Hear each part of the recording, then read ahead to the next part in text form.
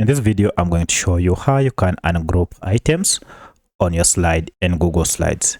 So I have here this slide, but if I go ahead and click on the items here, you can see they are all grouped and I can't move each individually. For instance, I can't move this individually or this text individually and there, so as is to this.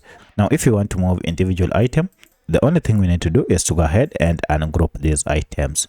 To do so, it is quite simple. If you found this video helpful, I'll kindly request that you support me by liking the video and also by subscribing to my channel. Alright, so go ahead and click on the items you want to ungroup. For my case, I want to ungroup these items. Then right click on it, and down here you will see we have an option to ungroup.